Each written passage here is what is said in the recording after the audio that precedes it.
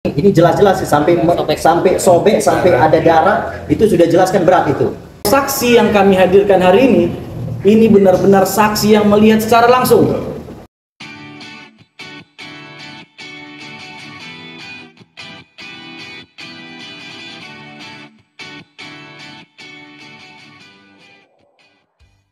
Saksi diperiksa tadi 2 orang dan plus saya ditambah keterangan istri saya. Dan keterangan tersebut sudah diperlihatkan lewat CCTV dan seperti apa kejadiannya dan bagaimana ke depan kasus ini. Saya persilakan kepada Bung Lecumanan SMH, kandidat dokter untuk menjelaskan.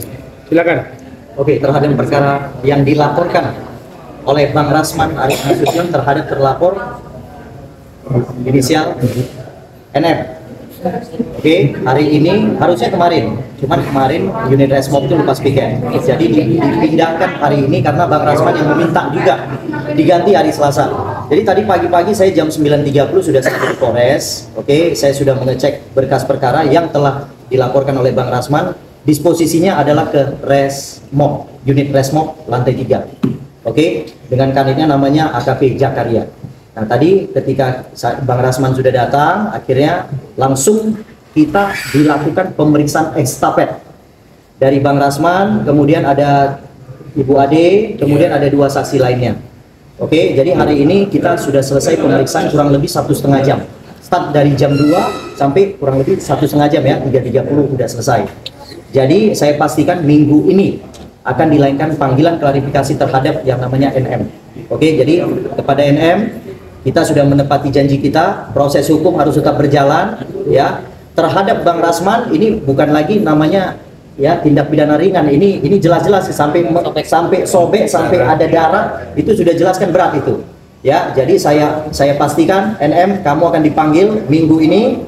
Oke, dari Polres Jakarta Selatan. Nah, datang ya, jangan coba-coba nggak datang. Kalau menunda ya artinya ada risikonya. Ya, oke, jadi itu dari saya ya, jangan terlalu jauh dulu kita berasumsi ya. Dan saya minta kepada siapapun jangan coba-coba intervensi perkara ini, karena perkara ini sudah diketahui oleh publik ya, jelas-jelas yang mukul siapa, kemudian dia juga sudah mengaku ya di sosial media, berarti buktinya jelas. Jadi CCTV juga sudah dilihat oleh penyidik. Oke, sudah dilihat oleh penyidik dan jelas itu, mukulnya itu jelas gitu. Nah, jadi kepada teman-teman wartawan saya minta untuk dikawal. Perkara ini kawal sampai nanti penetapan tersangka. Oke, nah, itu dari saya cukup ya, nggak usah terlalu jauh dulu. Oke, Bang Tommy. Terima kasih, Pak Tommy. Baik, rekan-rekan semua ya. Ini kita di sini melihat ya, bersama-sama melihat apa yang sudah disampaikan tadi Bang Rasman dan Bang Lecumanan. Artinya semua sudah kita penuhi berikut dengan alat bukti, saksi dan semua petunjuk-petunjuk yang akan disampaikan ke penyidik. Yang kita lihat adalah bagaimana reaksi cepat daripada pihak kepolisian ya. Kalau ini memang tidak cepat, maka pihak wartawan dan media sosial, bahkan semua netizen rakyat Indonesia juga bisa mengawal ya, kita juga tetap membentuk tim ya, Bang Rasman. Apabila ini berhenti, saya berharap pihak kepolisian cepat bergerak ya, cepat diproses secara hukum yang berlaku. Bahkan contoh-contoh ya yang kita lihat di media sosial pun sudah banyak ya, tindakan-tindakan yang sifatnya adalah pengancaman, bahkan juga ada penganiayaan, pemukulan, ini diproses kok ya. Jadi nggak ada lagi ruang nih buat orang yang kebal hukum, bahkan juga orang yang ya ibaratnya ada abuse of power, tidak ada di sini. Kita bisa melihat di sini murni proses ini berjalan sesuai dengan protap ya, secara kredibel dan bisa dipercaya tentunya. Terima kasih. Terima kasih. Silakan Bung Lihat. Baik, perkenalkan saya Lihat Barat SMH selaku tim kuasa hukum dari Pak Dr. Ran untuk menambahi daripada keterangan yang telah diberikan oleh Dr. Ran dan kita Lecumanan dan juga saudara Tony.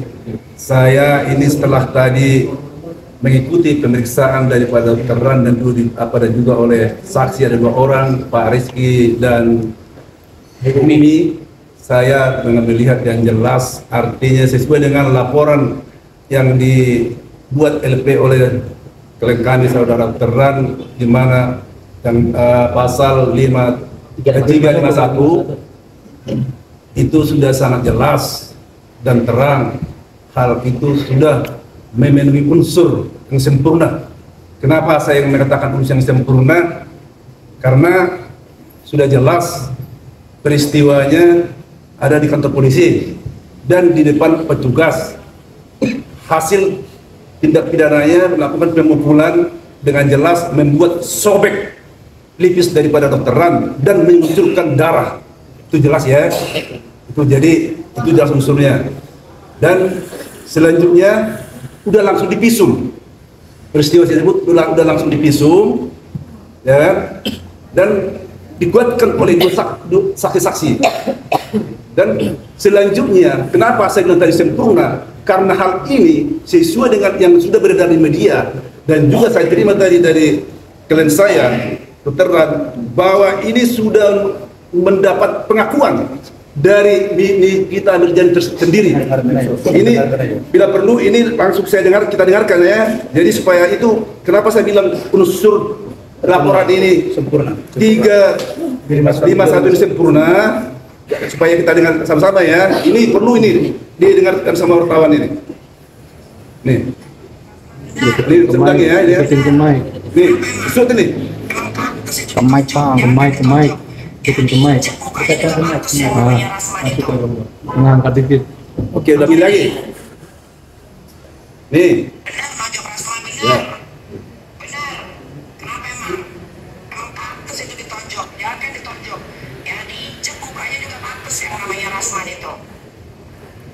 Jadi biasanya penyidik tidak terlalu mengejar pengakuan daripada terlapor karena bisa saja pada tidak mengakui. Tapi ini tanpa dikejar pun sudah diakui.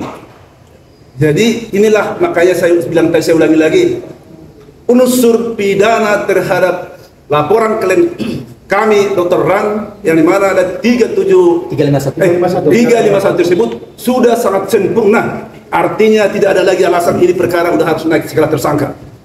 Nah, dan juga saya tadi sesuai dengan keterangan yang dijelaskan oleh klien saya Dr. Ran, peristiwa tersebut uraiannya akibat dari pemukulan tersebut bahwa klien kami Dr. Ran ini sampai mengalami luka sobek dan berdarah dan mengakibatkan sampai sempoyongan, hampir terjatuh sebenarnya.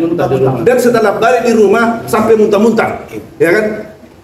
Namun kenapa Dr. Ran harus juga segera melakukan laporan dan visum dan juga segera juga harus ke Polres lagi karena demi untuk menyelamatkan Loli, anak daripada NF Nikita Mirjani yang diduga keras sebagai pelaku terhadap tersebut. Itu yang perlu kita tegaskan di sini. Dan saya pikir semua wartawan, semua publik sudah sangat jelas ini, ya. Jadi inilah tadi dasar kita. Makanya perkara ini tadi seperti yang katakan ketua kita Dokter Sumana harus segera ini tidak lanjuti dan segera diproses dan kalau bisa segera langsung ditahan karena kelihatannya pun sudah memenuhi untuk itu. Terima kasih. Baik. Jadi sebenarnya pada waktu kejadian itu saya didorong itu karena saya tidak mau menunjukkan bahwa saya sempoyongan, saya pusing-pusing karena ada Loli. Saya nggak mungkin menunjukkan ke dia bahwa saya itu panik gitu ya. Tambah saya memang harusnya malam itu mengkonsumsi obat, tidak mengkonsumsi obat. Kemudian saya juga tidak tidur. Lalu kemudian dibawa visum. Pulang ke rumah, memang saya sempoyongan dan saya muntah.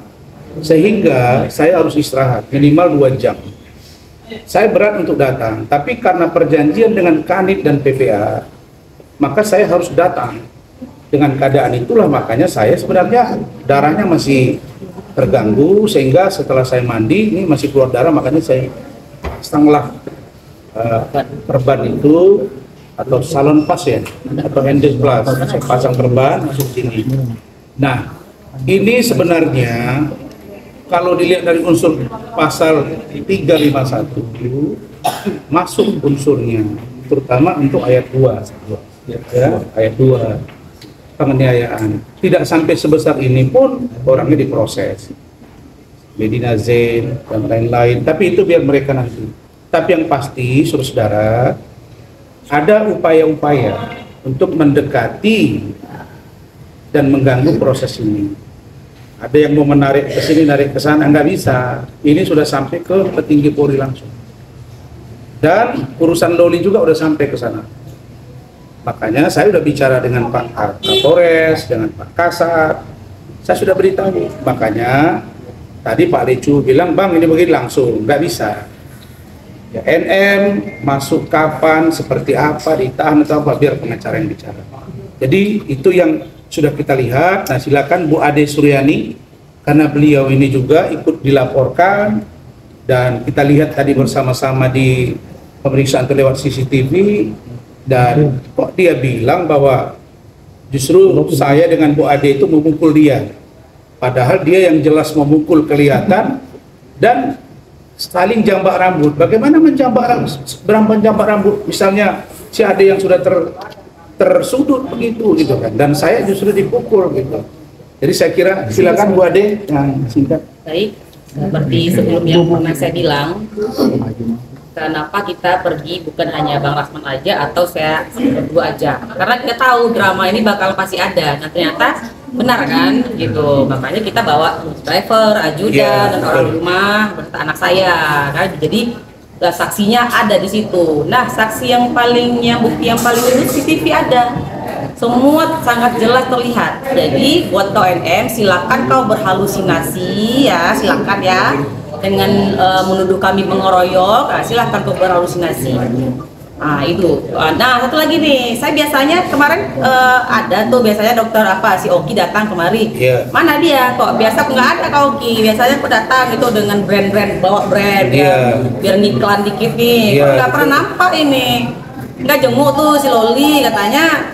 Mau juga tuh ada si Loli katanya saya dengar-dengar ya mau kuliah kedokteran. Coba tuh jenguklah tuh dia si Loli tuh ya. Jangan manfaatkan situasi yang ini aja, sekarang datanglah, lihatlah gitu ya.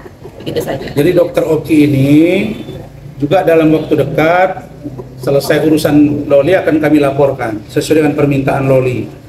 Bagaimana teknisnya itu cara kami. Dan saya sudah banyak mendapat masukan dari Kementerian PPA, dari KPAI, dari Kemensos, dari pakar hukum. Bagaimana cara menyelamatkan Loli?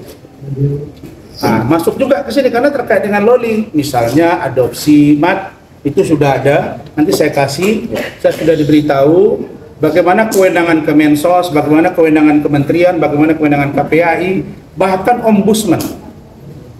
Terkait dengan kasus ini, Pak Tommy, sudah diberitahu ke saya. Kalau kasus ini berlarut-larut seperti apa, ini ada ombudsman. Kalau KPAI bertindak tidak benar, bawa ke ombudsman. Kalau Kementerian PPA tidak beradministrasinya, maladministrasi, bawa ke ombudsman. Itu sudah ada yang menyampaikan, nanti saya kasih.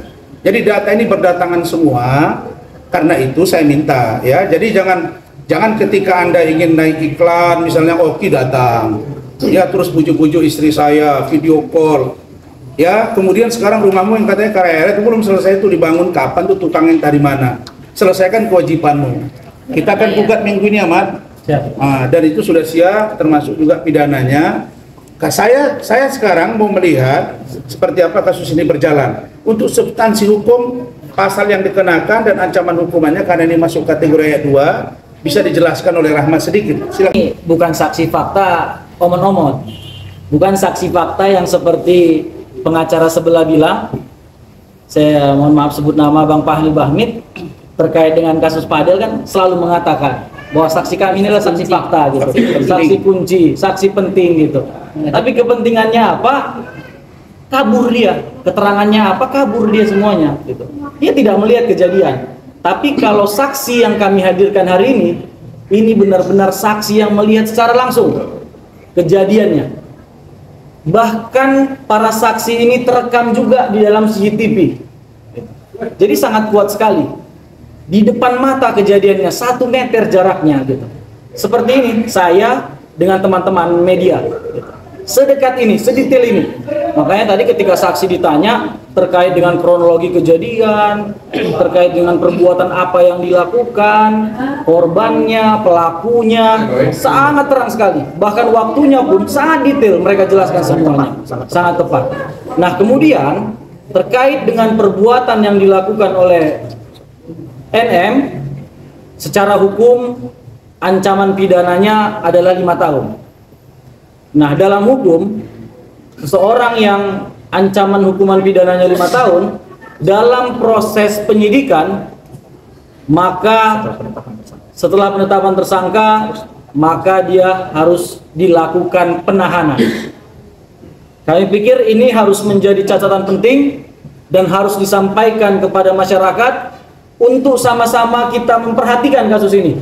Untuk sama-sama kita memberikan atensi terhadap perkara ini. Jangan ada yang coba main-main. Walaupun secara jujur saya termasuk yang kurang puas terhadap penegakan hukum ini. Kenapa saya bilang kurang puas? Seharusnya dalam perbuatan tindak pidana yang diduga dilakukan NM ini, kejadiannya itu langsung di depan penyidik. Kejadiannya itu di kantor polisi. Gitu. Ini penghinaan untuk institusi ini. Ini penghinaan untuk Polres Jakarta Selatan.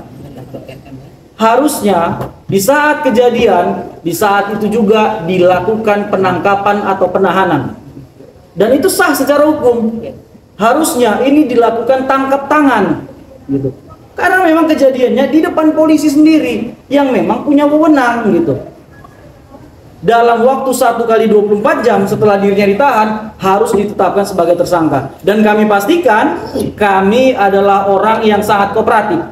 Kalaupun memang mau kita diperiksa pada hari kami membuat laporan, kami pastikan kami akan menghadiri untuk pemeriksaan itu. Itu poin terkait dengan laporan dan atau pemeriksaan pada hari ini. Nah, kemudian yang kedua terkait dengan laporan Nikita Mirjani kepada kami.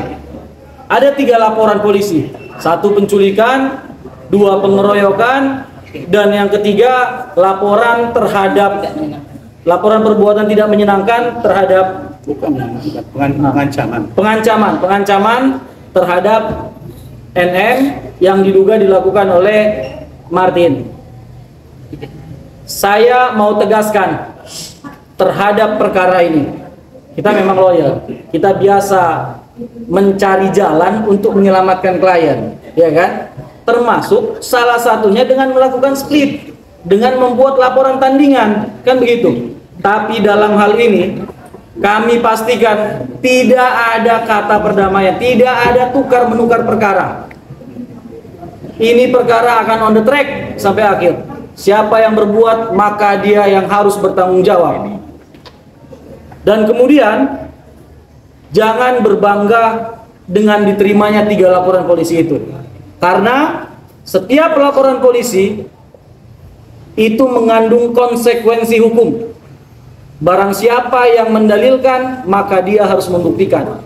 Barang siapa yang tidak dapat membuktikan, apalagi sampai SP3, maka siap-siap kami akan langsung membuat laporan palsu.